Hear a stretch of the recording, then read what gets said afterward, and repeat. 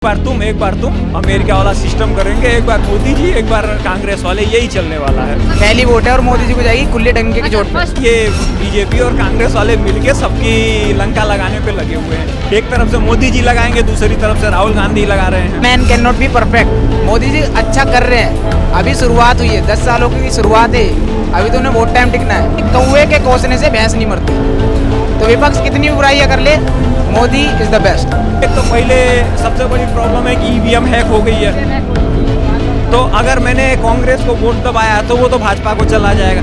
चलो by chance गलती से मेरा कैंडिडेट जीत गया तो उसकी गारंटी क्या है कि वो भाजपा में नहीं जाएगा। मैं तो ये कहता हूँ मोदी जी की पूजा करो। अब देखिए, मेरी सहानुभूति बहुत ज़्यादा है कन्हैया कुमार के साथ। अच्छा। क्योंकि उनका पॉलिटिकल मर्डर करने के लिए कांग्रेस ने उनको बिहार से लाके दिल्ली पहुंचा दिया। बेचारे बिहार में होते तो वहाँ एक नवी फोयल सीएम बनने का सपना देख रहा है, उसकी राह में रोड़ा बनते। उनको दूसरे नंबर पे चिराग पासवान जी हैं, युवा फ्यूचर जिनको बोला जा रहा है। बिहार की जनता उनको एक्सेप्ट नहीं करेगी। ये कहानी बिहारियों की भी पता है और सबको पता है, क्यों नहीं एक्सेप्ट करेगी, सबको पता है। तो अब क्या करें, अब कन्हैया कुमार जी के, अरे भैया जो अपने घर वाले उसको लड़ने का मौका नहीं दे रहे तो बाहरी वाले कहाँ से साथ दे देंगे, कहाँ साथ देंगे। और दिल्ली में उन्होंने तो फिर उनके ऊपर तो देशद्रोह का मुकदमा चल रहा है, तो मनोज तिवारी हारने के चांस होते, उसको और मजबूत कर दिया जीतने के लिए। तो मैं बार बार जो बात बोल रहा हूँ कि राहुल गांधी इसी पे लगे हुए हैं कि भैया 2029 तक से 2034 तक जितने अपोजिशन की रीजनल पार्टी है सबका बेड़ा गर्क करके अपने एक बार तुम अमेरिका वाला सिस्टम करेंगे, एक बार मोदी जी, एक बार कांग्रेस वाले, यही चलने वाला है। सर मोदी जी ने आज ही पूर्णिया में अपनी रैली करी है, वहाँ वो बोलते हैं कि विपक्षी पे 5 साल कड़ाई करनी भी और जरूरत है। तो क्या मोदी जी कड़ाई क्या फिर से तानाशाही करने वाले? देखिए, ये सारा काम कांग्रेस का किया धरा है। नियम कानून वही बनाते हैं, चेंज वही करवाते हैं राज्यसभा में।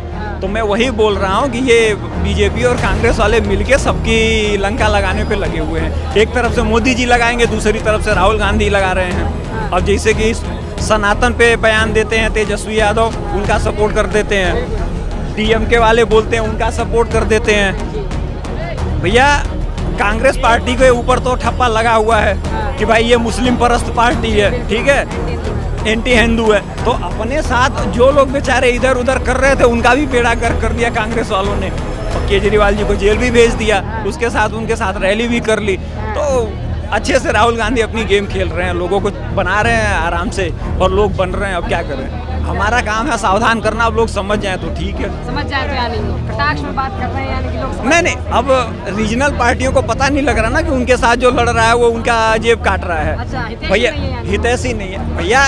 उन लोगों ने कांग्रेस में रह के कांग्रेस के ही वोट बैंक को लेके अपनी पार्टी चला रहे हैं। तो अब कांग्रेस वाले भी उसको हासिल करेंगे ना, तो उसको गेन करने के चक्कर में उनका पैर तोड़ रहे हैं, सबका पैर तोड़ के प्लास्टर करवा रहे हैं। और देखिए, एक बार ही पब्लिक सेंटीमेंट चेंज हो जाता है कि भैया ये लोग जीत के हार के कांग्रेस के ही पास जा रहे हैं, तो भैया हम कांग्रेस को क्यों ना वोट दें। जैसे इस बार चुनाव में आप परेशानी ये है कि अगर हम किसी को सांसद चुनते भी हैं, ठीक है, एक तो पहले सबसे बड़ी प्रॉब्लम है कि ईवीएम हैक हो गई है, तो अगर मैंने कांग्रेस को वोट दबाया तो वो तो भाजपा को चला जाएगा।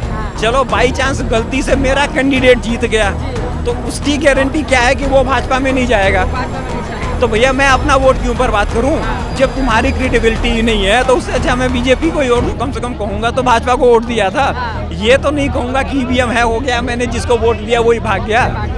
तो ये कहानी चल रही है इस बार। अपोजिशन एकदम से फिनिश है और राहुल गांधी उसको पूरी तरीके से खत्म करने पे लगे हुए हैं। आपको लगता है कि देश के अंदर, लोकतांत्रिक देश में एक मजबूत अपोजिशन होना जरूरी है? नहीं, ऐसा कुछ नहीं है। ये वेस्टर्न फिलॉसफी है जिससे हमारी कंट्री के लोगों का कोई लेना देना नहीं। देखिए, हमारी कंट्री में बहुत आसान सा नियम है, जैसे नदी पार होता है, गांव का सीवान पार होता है, लोग बोल देते हैं यार ये उस गांव की परंपरा है या ये उनके घर की परंपरा है। तो हमारे यहाँ तो घर की परंपराएं चलती है, तो उसमें देश में तानाशाही कोई कैसे कर लेगा। तो ये हमारी थिंकिंग नहीं है, ये वेस्टर्न फिलॉसफी है। तो अब्राहमिक रिलीजन की कि किसी के पास सत्ता आएगी तो वो पावर हो जाएगी। हमारे यहाँ राजा राम को ही माना जाता है, जिन्होंने ये साबित किया हुआ है कि आप राजा कैसे बन सकते हैं। चाहे वो रहे हों, चाहे अशोक आदि ग्रेट रहा हो, जिसको आप देखेंगे तो हमारे यहाँ दूसरी परंपरा रही है। तो मैं इस बात को नहीं मानता। हाँ, वो जो कुछ वेस्टर्न एजुकेटेड लोग हैं जिनको कुछ पता नहीं है, वो लोग ये फिलॉसफी देते रहते हैं। भाई देखो, जाहिर सी बात है, विपक्ष कह लो, सॉरी अगर मैं गलत शब्द चूज़ कर रहा हूँ, तो एक ऐसी औरत होती है ना, किसी से सब कुछ ला कर दो, फिर भी कुछ ना कुछ कमी रह ही जाती है ना। कुछ भी ला के दो, मेरा ये रह गया, मेरा वो रह गया, कुछ भी सेटिस्फैक्शन जो लेवल है ना। अभी जो बात करते थे कि मंदिर वहीं बनाएंगे, जगह नहीं बताएंगे, ऐसे ऐसे मैनिफेस्टो लोगों ने खूब चलाए। मंदिर वहीं बताएंगे, तारीख नहीं बताएंगे, मंदिर वहीं बनाएंगे, मंदिर बन गया। जो विपक्ष है ना, वो सिर्फ मोदी की गलत चीजें लोगों के सामने रख रहे हैं। जो मोदी ने अच्छा किया है वो किसी को नहीं दिखा। अपना भी तो बेटर तुम लोग रख सकते हो। जितना समय तुम एक आदमी की छवि खराब करने में, फिर उसको नेगेटिव दिखाने में, चाहे वो पर्सन है या नहीं है, तुम उसको उस काल पे छोड़ो ना। एटलीस्ट अपना तो कुछ करो यार। अपना भी तो खुद करो, बुरा ही करना है, क्या फायदा इस बात का। A man can not be perfect. Modi ji अच्छा कर रहे हैं, अभी शुरुआत हुई है, 10 सालों की शुरुआत है, अभी तो उन्हें बहुत टाइम टिकना है। मुझे मोदी जी के 10 साल के कार्यकाल से बिल्कुल पहली वोट है और मोदी जी को जाएगी खुले डंके की चोट पे। फर्स्ट वोटर है आप इस बार। फर्स्ट वोटर हूँ। मोदी जी को दे रहे हैं। मोदी जी को दे रहा हूँ, किस चीज पे और दे रहे जिंदगी हैं? भर मोदी जी को दूंगा। हाँ। मैं तो ये कहता हूँ मोदी जी की पूजा करो, मोदी जी की पूजा करनी चाहिए। कि 200 भी पार नहीं है यार। अपनी 200 भी भाई साहब, तुम सबको ये जाके बोल रहे हो 200 पार नहीं, तुम क्या वो हो? मतलब जो भविष्य बताते हो, भविष्यवाणी करते हो तुम। भविष्यवाणी नहीं फिर बता क्या रहे, करते हो? जनता ही कह रही है। अब ये कहा जनता नहीं कह रही भाई साहब, तुम कह रहे हो ये बात, तुम कह रहे हो। मुझे बोलो कौन जनता कह रही है? तुम कह रहे हो ये बात की मैं कह रही 200 पार नहीं होगा। क्यों नहीं है 200 पार? तुम बोल रहे हो भाई नहीं साहब। हो पाएगी भाई साहब। क्यों आप भी नहीं इंडिया होगी? में रहोगे, हम भी रहेंगे। अरे हम इंडिया में नहीं रहेंगे, हम भारत में रहेंगे। भारत जिंदाबाद। नहीं करो। क्यों नहीं? अंधभक्ति कौन कर रहा भाई? भक्ति यहाँ पे 200 बहुत पार क्यों नहीं होगी सर? नहीं होगा सर सर, एक बात मैं इनसे नहीं पूछूं? होगा। क्यों वही? नोटबंदी प्लस लॉकडाउन, महंगाई। अच्छा, तो लॉकडाउन नहीं लगा तो सब मरते ही जाते, खुले में घूमते हैं। हमें एक बात बताइए सर, चीन के बराबर में नेपाल है, वहाँ क्यों नहीं लगा? फर्स्ट टाइम नहीं था कोरोना, दूसरे मीटिंग पे कोरोना था, एयरपोर्ट क्यों खुलवा दिए? नहीं खुलवाते, अच्छा उसे क्यों खुलवाया गया? अच्छा, और कारण चलिए लॉकडाउन हो गया, और महंगाई, बेरोजगारी। बेरोजगारी बार बार मुद्दा उठता है। युवा मौजूद है, युवाओं से बात कर लेते हैं। क्या लग रहा है, महंगाई बेरोजगारी है सर देश में? क्या नाम है भाई तुम्हारा? नाम से क्या करना है सर? नहीं करना यार, बताओ तो सही, तभी तुम कुछ बात करें। क्यों नहीं करना यार, नाम बताओ। ये नाम सलमान खान है। ये तो अनपढ़ वाली बात हो। आपने बात बताइए, महंगाई बेरोजगारी सर आपको लगती है? भाई देखो सुनो, सीधी सीधी बात, आज के टाइम पे जो बंदा कहता है ना कि मतलब मैं पढ़ा लिखा और बेरोजगार हूँ, मेरे हिसाब से बेवकूफ़ है। भाई देखो, मैं मेहनत कर 1 मिनट, मैंने नौकरी की बात नहीं की है, मैं रोजगार की बात कर रहा हूँ। रोजगार की बात कर, नौकरी की बात नहीं कर रहा, ठीक है? नौकरी चाहे गवर्नमेंट प्राइवेट में, दोनों में से किसी की ही बात नहीं कर रहा। बात हो रही है यहाँ पे रोजगार की। नॉर्मल से था, अगर बंदे काम नहीं कर रहे होते, काम उनके पास होता नहीं, सॉरी, है ना, खाली होते, बेरोजगार होते, तो 2014 से लेकर के अब तक टैक्स पेयर में कितनी % की बढ़ोतरी हुई है? पूरे 2% की, पूरे 2% की बढ़ोतरी हुई है टैक्स पेयर में। तो रोजगार है ना?